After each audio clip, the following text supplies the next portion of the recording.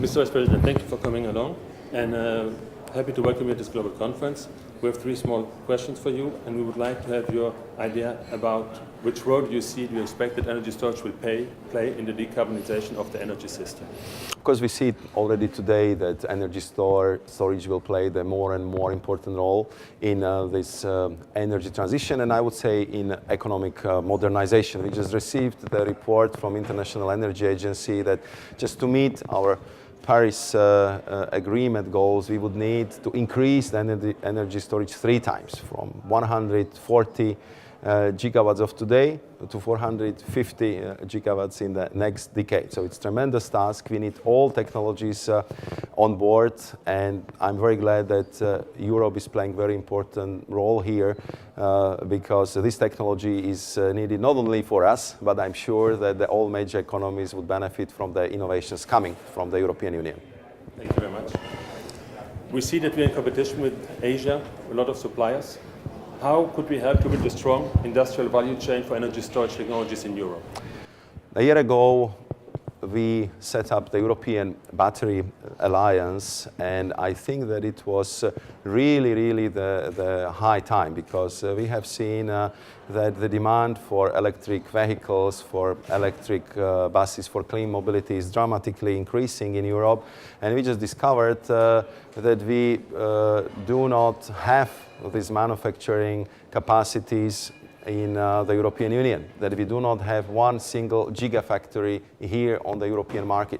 Therefore, we decided to create this European Battery Alliance, where we have now 260 leading companies working together, which we support also by proper regulation and financial incentives. In 1 year, I'm very glad to report that we have more than 100 billion euros of ongoing or planned investments, and we have the first gigafactories under the preparation. So I am now pretty convinced that we will catch up very quickly, and that we are aiming not only to capture this big European battery market, which would represent 250 billion euros a year as of 2025, but we are aiming at the highest quality, at the new green standards for sustainable batteries, with a new eco-design, with a new software which would not only allow the cars to be powered, but also that the electricity would be sold back to the grid.